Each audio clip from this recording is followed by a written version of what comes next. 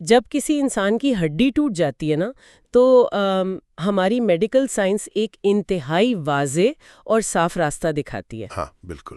یعنی آپ ایک ایکس رے مشین کا استعمال کرتے ہیں، بالکل۔ سامنے ایک سفید لکیر آتی ہے اور معاملہ بالکل بائنری ہو جاتا ہے۔ میرا مطلب ہے کہ یا تو ہڈی ٹوٹی ہے یا پھر نہیں ٹوٹی۔ صحیح بات ہے۔ اور ہماری جو انسانی فطرت ہے نا، اس کو اس وضاحت میں ایک عجیب سا ذہنی اطمینان ملتا ہے۔ ہم چاہتے ہیں کہ دنیا کے پیچیدہ ترین مسائل کو بھی اسی طرح ہاں یا نہ کے خانوں میں تقسیم کیا جا سکے، جو کہ ہمیشہ ممکن نہیں ہوتا۔ بالکل، کیونکہ جب ہم عقائد، روحانیت اور تھیولوجیز کی دنیا میں قدم رکھتے ہیں تو اچانک وہ ایکس رے مشین کام کرنا بند کر دیتی ہے۔ وہاں چیزیں تھوڑی دھندلی ہو جاتی ہیں۔ ہاں، وہاں گرے ایریاز آ جاتے ہیں۔ صحیح۔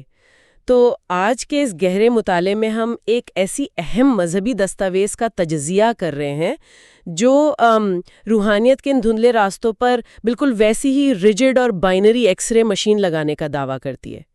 اس دستاویز کا عنوان ہے دعا صرف اللہ ہی سے۔ ایک بہت ہی اہم عنوان ہے یہ۔ اہم بھی ہے اور حساس بھی۔ اور یہاں شروع میں ہی یہ واضح کرنا بہت ضروری ہے کہ ہمارا مقصد کسی مخصوص تھیسز یا فرقے کی حمایت یا مخالفت کرنا نہیں ہے۔ ہم صرف اس انتہائی کرا اور واضح منطقی ڈھانچے کو سمجھنے کی کوشش کر رہے ہیں۔ صحیح۔ یہ دستاویز اصل میں دعا اور شرک کے درمیان ایک ایسی لکیر کھینچنا چاہتی ہے جہاں غلطی کی کوئی گنجائش نہ ہو۔ تو چلیے اس کو آسان لفظوں میں کھولتے ہیں۔ اس ڈاکیومنٹ کی جو سب سے بنیادی بات ہے وہ کہاں سے شروع ہوتی ہے؟ دیکھیں، اسی بائنری ڈھانچے کی وجہ سے نا یہ دستاویز اتنی غور و طلب ہے۔ عام طور پر ہوتا کیا ہے کہ روحانیت میں جذبات اور نیت کو بنیاد بنایا جاتا ہے۔ ہاں، انسان کے دل کا حال دیکھا جاتا ہے۔ بالکل، لیکن یہاں تجزیہ بالکل ریاضی یعنی میتھمیٹکس کی طرح کیا گیا ہے۔ اگر ہم اس کے بالکل شروعاتی حصے کو دیکھیں تو اس نے دعا کے عام تصور کو ہی جڑ سے اکھاڑ دیا ہے۔ جڑ سے اکھاڑ دیا ہے؟ یعنی کس طرح؟ مطلب عام زبان میں دعا کا مطلب ایک گزارش، ایک درخواست یا دل کی ایک آواز ہوتا ہے۔ لیکن اس متن نے عربی لغت، القاموس اور بنیادی مذہبی کتابوں کے حوالے سے یہ ثابت کیا ہے کہ اسلام کے اس ڈھانچے میں دعا صرف ایک ریکویسٹ نہیں ہے، اچھا، بلکہ یہ عبادت کا مغز اور اس کی سب سے اعلیٰ شکل ہے۔ یعنی دعا کو ہی اصل عبادت قرار دیا گیا ہے۔ ہاں، منطق یہ ہے کہ جب کوئی انسان کسی سے دعا کرتا ہے تو وہ دراصل اپنی انتہائی بے بسی اور سامنے والے کی مکمل طاقت کا اعتراف کر رہا ہوتا ہے، اور یہ جو بے بسی کا اظہار ہے نا، یہی تو اصل عبادت ہے۔ صحیح۔ لیکن اگر دعا عبادت کا دوسرا نام ہے تو اس فریم ورک کے اندر ایک بہت بڑا مسئلہ پیدا ہو جاتا ہے۔ وہ کیسے؟ کیونکہ عبادت تو صرف خالق کے لیے مخصوص ہے، رائٹ؟ اگر کوئی اس عبادت یعنی دعا کا رخ کسی اور ہستی کی طرف موڑ دیتا ہے تو دستاویز اس کو پھر کیا کہتی ہے؟ شرک۔ بالکل، دستاویز اسے سیدھا شرک قرار دیتی ہے۔ لیکن یہاں شرک کو جس سنگینی کے ساتھ پیش کیا گیا نا، وہ قابل غور ہے۔ اچھا۔ اسے صرف ایک برا عمل نہیں کہا گیا، اسے ایک ناقابل معافی جرم بتایا گیا ہے۔ تو اس کا مطلب یہ ہوا، اگر میں اس کو اپنے لفظوں میں سمجھوں تو کیا یہ ایک ایسے کمپیوٹر وائرس کی طرح ہے جو آپ کی ساری زندگی کی جمع کی ہوئی نیکیوں کی ہارڈ ڈرائیو کو کمپلیٹلی وائپ آؤٹ کر دیتا ہے؟ ہاں، آپ اس کو اس طرح دیکھ سکتی ہیں، جیسے کمپیوٹر سسٹم میں اگر کوئی عام فائل کرپٹ ہو جائے تو سسٹم پھر بھی چلتا رہتا ہے، لیکن اگر کوئی ہیکر سسٹم کا روٹ پاسورڈ یا ایڈمنسٹریٹو ایکسس حاصل کر لے تو اصل پروگرامر اس پورے سسٹم کو انویلیڈیٹ کر دیتا ہے۔ اوہ واو! یعنی شرک اس ڈھانچے میں بالکل اس روٹ پاسورڈ کے کمپرومائز ہونے جیسا ہے۔ بالکل یہی بات ہے۔ روٹ پاسورڈ والی بات اس تھیزی پر مکمل بیٹھتی ہے۔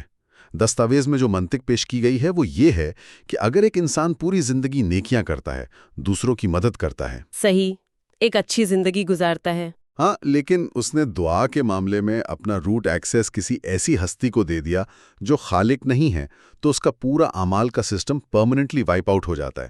اس کی کسی بھی نیک عمل کی پھر کوئی اہمیت نہیں رہتی۔ یہ تو بہت ہی سخت سٹینس ہے۔ اس کی کیا وجہ بتائی گئی ہے ڈاکیومنٹ میں؟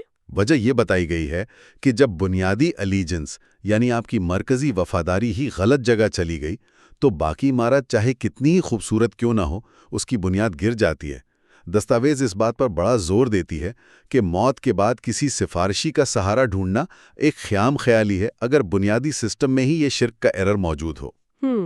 یہ بات ٹھیک ہے، لیکن دیکھیں اس ریجڈ ایکس رے فریم میں ایک بہت ہی بنیادی الجھن پیدا ہوتی ہے جو میرے خیال سے کسی بھی عام انسان کے ذہن میں آ سکتی ہے۔ کس قسم کی الجھن؟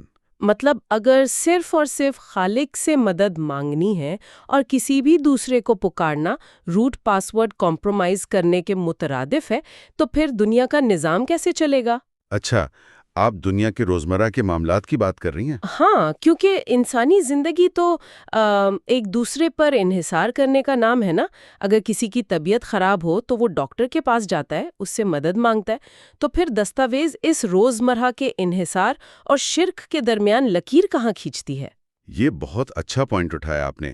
یہاں متن نے ظاہر اور غیب کا ایک بہت پیچیدہ لیکن واضح تصور متعارف کروایا ہے۔ ظاہر اور غیب؟ ہاں، دستاویز دنیا میں موجود وسائل یعنی جو ظاہری اسباب ہیں ان سے مدد لینے کو بالکل ٹھیک قرار دیتی ہے۔ تو ڈاکٹر کے پاس جانا ٹھیک ہے؟ بالکل ٹھیک ہے، کیونکہ ظاہری اسباب ان طبعی قوانین یعنی فزیکل لاز کے پابند ہیں جو خود خالق نے بنائے ہیں۔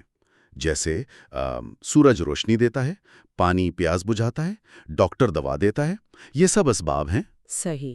جب ایک انسان زندہ حالت میں موجود کسی دوسرے انسان سے ایسی مدد مانگتا ہے جو اس کی ظاہری استطاعت میں ہو تو یہ شرک نہیں ہے، یہ صرف اسباب کا استعمال ہے۔ تو پھر لکیر اصل میں کہاں کھینچتی ہے؟ لکیر وہاں کھینچتی ہے جب مدد غیب میں مانگی جائے۔ غیب میں مانگی جائے یعنی جب سامنے کوئی وسیلہ نہ ہو؟ بالکل، جب وسائل یا اسباب ظاہری طور پر موجود نہ ہوں یا جن قوانین کے تحت مدد مانگی جا رہی ہے وہ فزیکل لاز سے باہر ہوں۔ مثال کے طور پر کسی مزار پر جا کر بے اولادی کا علاج مانگنا، یہ غیب میں مدد مانگنا ہے۔ اچھا، تو اصل فرق تصور کا ہے۔ ڈاکٹر آپ کو ایک فزیکل دوائی دے رہا ہے، وہ اپنی کسی چھپی ہوئی روحانی طاقت سے آپ کے جسم کے سیلز کو نہیں بدل رہا۔ صحیح بات ہے۔ لیکن یہاں ایک بہت مضبوط منطقی کاؤنٹر آرگیومنٹ آتا ہے میرے ذہن میں۔ جی بتائیں۔ دیکھیں، انسانی معاشرے ہمیشہ ڈیلیگیشن یعنی اختیارات کی تقسیم پر چلتے ہیں، ہے نا؟ ہاں، کارپوریٹ سٹرکچرز میں ایسا ہی ہوتا ہے۔ بالکل، ایک بادشاہ ہر جگہ خود نہیں جاتا، اس کے وزیر اور مشیر ہوتے ہیں۔ تو اگر کوئی شخص یہ کہے کہ وہ جس ولی یا فرشتے کو غیب میں پکار رہا ہے وہ اسے خدا نہیں سمجھتا، بلکہ وہ یہ مانتا ہے کہ خدا نے اس ہستی کو ایک ڈیلیگیٹڈ طاقت دی ہے، جسے تھیولوجیز میں عطائی طاقت کہا جاتا ہے۔ ہاں، عطائی طاقت، یعنی ذاتی نہیں بلکہ خدا کی دی ہوئی عطائی طاقت، تو کیا یہ ڈیلیگیٹڈ طاقت کا تصور اس ایکس رے مشین میں پاس ہو جاتا ہے دستاویز کے مطابق؟ نہیں، بالکل نہیں، بلکہ مشتن اس عطائی طاقت کے کاؤنٹر آرگیومنٹ کو شاید سب سے زیادہ سختی سے ریجیکٹ کرتا ہے۔ واقعی؟ اتنی سختی سے کیوں؟ اس کی منطق سمجھنا بہت ضروری ہے۔ دیکھیں، انسانی بادشاہ یا کسی کمپنی کا سی ای او اپنے اختیارات اس لیے ڈیلیگیٹ کرتا ہے کیونکہ اس کی اپنی طاقت محدود ہوتی ہے۔ صحیح، وہ ایک وقت میں سب کچھ نہیں دیکھ سکتا۔ بالکل، وہ ایک وقت میں ہر جگہ موجود نہیں ہو سکتا، ہر آواز نہیں سن سکتا۔ لیکن جب انسان اس کارپوریٹ ہائرارکی کو خالق کے اوپر اپلائی کرنے کی کوشش کرتا ہے نا، تو وہ دراصل خالق کو محدود سمجھ رہا ہوتا ہے۔ یعنی ہم اپنی انسانی محدودیت کو خدا پر ڈال رہے ہیں۔ ہاں، دستاویز سوال اٹھاتی ہے کہ جب آپ کسی ایسی ہستی کو غیب میں پکارتے ہیں جو ہزاروں میل دور ہوں یا اس دنیا سے جا چکی ہوں، تو اس پکار کے پیچھے آپ کا یہ عقیدہ شامل ہوتا ہے کہ وہ ہستی آپ کی آواز کو فاصلوں اور وقت کی قید سے آزاد ہو کر سن سکتی ہے۔ پریزنس مان رہے ہیں۔ بالکل۔ اور اومنی پریزنس یعنی ہر جگہ موجود ہونا اور ہر چیز کو سننا، یہ تو ایکسکلوسیولی خالق کی صفات ہے۔ یہی تو پوائنٹ ہے دستاویز کا۔ تو اگر میں اس کو سمیٹوں، جب آپ نے ایک ایسی صفت کسی مخلوق کو دے دی جو صرف خالق کی تھی، تو اس سے کوئی فرق نہیں پڑتا کہ آپ اسے عطائی کہہ رہے ہیں یا ذاتی۔ روٹ پاسورڈ آپ نے پھر بھی کسی اور کے ہاتھ میں دے دیا۔ بہت خوب، بالکل یہی منطق ہے، اور متن اس پر ایک بہت دلچسپ حوالہ بھی دیتا ہے۔ اچھا، اب کس چیز کا حوالہ؟ ایک واقعہ ہے جہاں پیغمبر اسلام کے سامنے کسی نے کہا تھا، جو اللہ چاہے اور جو آپ چاہیں۔ صحیح۔ اب اس جملے میں ظاہر ہے کہ کہنے والے کی نیت پیغمبر کو خدا بنانا نہیں تھے، اس نے اسی عطائی کے تصور میں ہی کہا ہوگا، لیکن اس پر سخت اصلاح کی گئی۔ کس طرح روک دیا انہوں نے؟ انہوں نے فوراً روکا اور فرمایا کہ کیا تم نے مجھے اللہ کے برابر کر دیا؟ بلکہ یوں کہو کہ جو اکیلا اللہ چاہے۔ واو، اس واقعے کا متن میں ہونا اس تھیسس کی ریجڈ فریمنگ کو پوری طرح واضح کرتا ہے۔ ہاں، کیونکہ یہاں منطق یہ ہے کہ تھیولوجیز میں صرف دل کی نیت کافی نہیں ہوتی، بلکہ تصورات کی باؤنڈریز کا واضح ہونا ضروری ہے۔ اور اس باؤنڈری کا خیال نہ رکھنا سیدھا شرک میں لے جاتا ہے۔ بالکل اسی اصول کی بنیاد پر دستاویز ان تمام وظائف اور روحانی مشقوں کو جہاں ظاہری اسباب کے بغیر مدد کے لیے کسی مخلوق کو پکارا جاتا ہے، چاہے وہ یا غوث کا نعرہ ہو یا کوئی اور نماز غوثیہ جیسی دعا ہو، دستاویز انہیں بالکل کراس آؤٹ کر دیتی ہے۔ ٹھیک ہے، اب یہاں تک ہم نے تھیسس اور فریم ورک کو سمجھ لیا، لیکن اگر تھیوری اتنی کرسٹل کلیئر ہے اور باؤنڈریز اتنی اسٹرکٹلی ڈیفائن کی گئی ہیں تو اس کا عملی مظاہرہ تاریخ میں کیسا تھا؟ تاریخ کا دیکھنا بہت لازمی ہے اس معاملے میں، کیونکہ تھیولوجیز کو جب عملی زندگی کے کرے امتحانوں سے گزارا جاتا ہے نا، تبھی ان کی اصلی شکل سامنے آتی ہے۔ میں دیکھ رہی ہوں کہ دستاویز نے صحابہ یعنی ابتدائی مسلمانوں کے دور کی مثالیں دی ہیں۔ ہاں، متن تاریخ کی طرف رخ کرتا ہے یہ دکھانے کے لیے کہ انہوں نے ان اصولوں کو شدید ترین روحانی اور طبعی بحران میں کیسے برقرار رکھا۔ بارش اور فرشتوں کی ایک بہت اسپیسیفکلی ٹارگیٹڈ مثال یہاں ڈسکس کی گئی ہے جس نے مجھے بڑا حیران کیا، وہ تھوڑا سمجھائیں گے؟ ضرور، دیکھیں، تاریخی عمل کسی بھی عقائد کی بنیادی دلیل ہوتا ہے۔ متن حوالہ دیتا ہے کہ اس مذہبی ڈھانچے کے مطابق بارش برسانے کا عملی نظام ایک فرشتے کے سپرد ہیں جن کا نام میکائیل ہے۔ صحیح، یعنی ڈیوٹی ان کے پاس ہے۔ بالکل، وہ فرشتہ زندہ ہے اور اس کے پاس بارش کی مینجمنٹ کا عطائی اختیار بھی موجود ہے۔ اچھا، لیکن دستاویز پوری اسلامی تاریخ سے یہ دلیل پیش کرتی ہے کہ کسی بھی ابتدائی مسلمان نے شدید قحط اور سوکھے کے باوجود کبھی غیب میں میکائیل کو نہیں پکارا۔ ویٹ، یعنی انہوں نے ڈائریکٹ ان کو ایڈریس نہیں کیا؟ نہیں، کسی نے کبھی ایسی دعا نہیں کی کہ اے بارش کے فرشتے ہم پر بارش اتار دیں۔ انہوں نے صرف اور صرف اللہ سے دعا کی۔ اوہ، یہ مثال اس کارپوریٹ ہائرارکی والے پوائنٹ کو بالکل صاف کر دیتی ہے۔ ایک اسپیسیفک ڈپارٹمنٹ کا ہیڈ موجود ہے جس کے پاس اسائنڈ رسپانسبلٹی ہے، لیکن پھنسی ہوئی عوام اس ڈپارٹمنٹ ہیڈ کو اپلیکیشن دینے کے بجائے ڈائریکٹ سی ای او کے پاس جا رہی ہے۔ صحیح پکڑا آپ نے، اور وجہ وہی ہے کیونکہ ڈپارٹمنٹ ہیڈ ظاہری اسباب میں موجود نہیں ہے۔ وہ غیب کی مخلوق ہے۔ بالکل، اور غیب کی طرف پکار صرف ایک اتھارٹی کے لیے مخصوص ہے۔ یہ واقعی غور طلب ہے۔ اس معاملے میں ایک اور پیچیدہ ہسٹوریکل کیس سٹڈی متن میں دی گئی ہے جو حیات النبی یعنی پیغمبر کی وفات کے بعد ان کے برزخی زندگی سے متعلق ہے۔ یہ کیس سٹڈی میرے نزدیک اس پوری گفتگو کا سب سے نازک اور اہم حصہ ہے۔ وہ کیسے؟ دیکھیں، دستاویز مکمل طور پر اس تصور کو تسلیم کرتی ہے کہ پیغمبر کو وفات کے بعد قبر میں ایک اعلیٰ ترین روحانی یا برزخی زندگی حاصل ہے۔ وہ اس سے انکار نہیں کر رہے۔ ٹھیک ہے، زندگی حاصل ہے۔ پھر ہوتا یہ ہے کہ حضرت عمر کے دور خلافت میں مدینہ میں شدید قحط پڑا۔ اب ان کا عملی رویہ کیا تھا اس قحط میں؟ کیا انہوں نے قبر مبارک پر جا کر بارش مانگی؟ یہی تو پوائنٹ ہے۔ انہوں نے پیغمبر کی قبر پر جا کر ان سے بارش مانگنے کے بجائے ایک زندہ اور ظاہری طور پر موجود شخص کے وسیلے سے دعا کی۔ وہ زندہ شخص کون تھے؟ وہ پیغمبر کے چچا تھے، حضرت عباس۔ حضرت عمر نے ان کے وسیلے سے اللہ کی طرف رخ کیا اور بارش کی دعا کی۔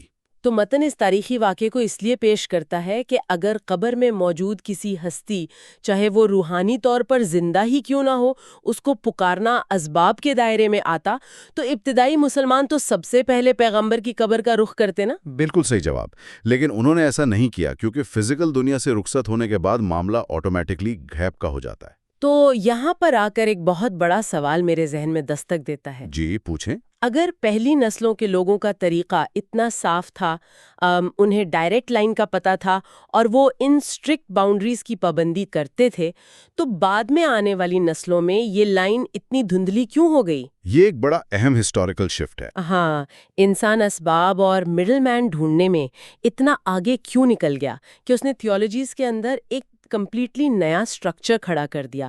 متن اس شفٹ اور اس کنفیوژن کی بنیادی وجہ کیا بتاتا ہے؟ متن اس پوری روحانی شفٹ کی ذمہ داری سیدھا فیک نیوز یعنی فیبریکیٹڈ سٹوریز اور ضعیف احادیث پر ڈالتا ہے۔ Fake news? روحانیت میں ہاں، دیکھیں، انسانی فطرت جو ہے نا، وہ عقائد کی خشک اور ایبسٹریکٹ منطق سے زیادہ کہانیوں اور کرامات سے متاثر ہوتی ہے۔ مثلاً ایک ایسی ہی فیبریکیٹڈ کہانی کو مثال کے طور پر کھولتا ہے۔ کون سی کہانی؟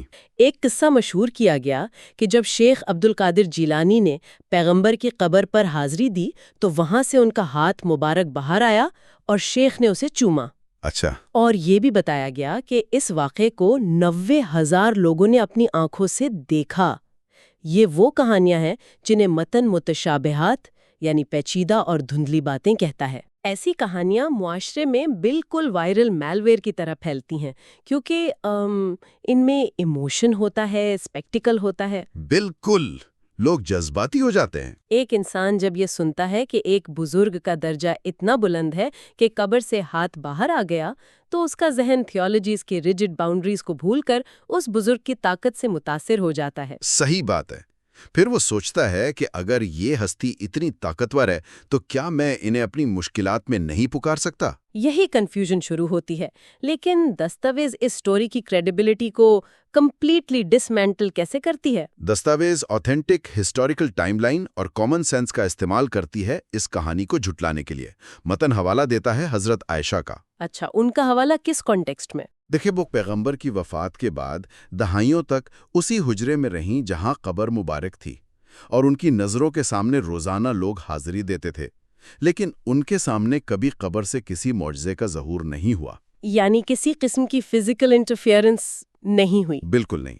متن یہ سوال اٹھاتا ہے کہ جب ابتدائی دور کے سب سے قریبی لوگوں نے اپنی پوری زندگی میں کسی ایسی فزیکل انٹرفیئرنس کا ذکر نہیں کیا تو صدیوں بعد اتنے بڑے معجزے کی کہانیوں پر عقائد کی عمارت کھڑی کرنا عقل اور تاریخ دونوں کے خلاف ہے۔ صحیح۔ دستاویز کہتی ہے کہ یہی وہ من گھڑت کہانیاں ہیں جو دھیرے دھیرے انسان کو شرک کی طرف کھینچ لے جاتی ہیں، کیونکہ یہ غیب کی ہستیوں کو ظاہری اسباب والے فزیکل ٹریٹس دے دیتی ہیں۔ مکمل طور پر یہی وجہ ہے۔ تو اگر یہ فیبریکیٹڈ سٹوریز روحانی میلویئر ہیں تو اس سسٹم کا اینٹی وائرس یا فائر وال کیا ہے؟ جس طرح انٹرنیٹ کی دنیا میں ہم ویریفائڈ سورسز اور بلو ٹکس پر اعتماد کرتے ہیں تاکہ فیک نیوز سے بچ سکیں، دستاویز اس روحانی کنفیوژن سے بچنے کے لیے کن ویریفائڈ سورسز پر زور دیتی ہے؟ دستاویز اپنا پورا منطقی وزن ان اسٹرکٹلی ویریفائڈ احادیث کے مجموعوں پر ڈالتی ہے جن پر اسلامی تاریخ کا مکمل اجماع یعنی اتفاق ہے، جس میں صحیح بخاری اور صحیح مسلم جیسی کتابیں آتی ہیں۔ ہاں، متن کا بنیادی اصول یہ ہے کہ جہاں تھیولوجیز کے بنیادی عقائد کا معاملہ ہو وہاں صرف اور صرف صحیح یعنی اوتھینٹک کتابوں کو معیار بنایا جائے گا، کسی ضعیف یا جھوٹی کہانی کو نہیں۔ صحیح، یعنی فیک نیوز سے بچنے کا یہی راستہ ہے۔ بالکل، یہاں تک کہ متن میں نبی کی ایک پیشگوئی کا حوالہ بھی موجود ہے کہ ان کی امت آگے چل کر 73 الگ الگ فرقوں اور سوچ کے دھاروں میں تقسیم ہو جائے گی، حقیقی نجات پائے گا۔ اور اس نجات پانے والے گروہ کی پہچان کیا ہوگی؟ اس کی پہچان صرف یہ ہوگی کہ وہ ان اسٹرکٹ ویریفائڈ سورسز اور ابتدائی صحابہ کے عملی طریقے پر قائم رہے گا، یعنی ان کا عقائد اسباب اور غیب اور دعا اور عبادت کے درمیان اسی طرح کی ریجڈ ڈیمارکیشن کرے گا جیسا متن واضح کر رہا ہے۔ تو اگر ہم اس پورے گہرے تجزیے اور اس ایکس رے مشین کو جوڑ کر دیکھنے کی کوشش کریں جس کا ذکر ہم نے شروع میں کیا تھا، تو اس دستاویز کا لباب انتہائی دو ٹوک ہے۔ بالکل دو ٹوک ہے۔ انسان اور اس کے خالق کے درمیان کوئی مڈل مین، کوئی وسیلہ یا کوئی ایسی انٹرفیرنس نہیں ہونی چاہیے جو غیب میں ایگزسٹ کرتی ہو۔ جب بات دعا کی آتی ہے تو تعلق بالکل براہ راست یعنی ڈائریکٹ ہونا چاہیے۔ صحیح۔ کسی ہستی کو ان کی روحانی بلندی کے سبب غیب میں مدد کے لیے پکارنا اصل میں اس اتھارٹی کو چیلنج کرنے کے مترادف ہے جو صرف اس ذات کی ہے جو پوری کائنات کو چلاتی ہے۔ اور آپ دیکھیں، اسی میں وہ اطمینان چھپا ہے جس کی انسان تلاش کرتا ہے۔ جب عقائد بالکل سیدھے اور واضح ہونا تو ذہنی الجھن ختم ہو جاتی ہیں۔ ہاں، یہ تو ہے۔ دستاویز انسان کو ایک ہی مرکز سے جوڑنے کی کوشش کر رہی ہے تاکہ وہ در بدر اور مختلف روحانی دروازوں پر بھٹکنے کے بجائے صرف اس ایک دروازے پر دستک دے جہاں سے واقعی نفع اور نقصان کا فیصلہ ہوتا ہے۔ لیکن اس تمام تفصیلی ڈھانچے کو سمجھنے کے بعد اور اب جب ہم اپنی گفتگو کے آخر میں آ گئے ہیں تو ایک بہت گہرا نفسیاتی سوال ابھر کر سامنے آتا ہے۔ اچھا، وہ کیا سوال ہے؟ دیکھیے، دستاوازی نے یہ پوری طرح واضح کر دیا کہ کائنات کے اعلیٰ ترین خالق تک سیدھی رسائی بالکل مفت، آسان اور ہر وقت کھلی ہوئی ہے۔ کوئی درمیانی راستہ یا مڈل مین ضروری نہیں ہے۔ صحیح بات ہے۔ لیکن ذرا رک کر سوچئے، اگر اس اعلیٰ اتھارٹی تک پہنچنا اتنا ہی سیدھا ہے تو انسانی فطرت صدیوں سے کسی نہ کسی درمیانی اسباب یا سفارشی کی تلاش میں مارا ماری کیوں کرتی آئی ہے؟ یہ بہت بڑا سوال ہے۔ کیا ہم مڈل مین اس لیے ڈھونڈتے ہیں کیونکہ ہماری عادت ظاہری نظام کو دیکھنے کی ہے، جیسے ہم نے وزیر اور بادشاہ والی بات کی، یا پھر اس کے پیچھے ہمارا کوئی بہت بڑا نفسیاتی ڈر، کوئی فیئر چھپا ہوا ہے؟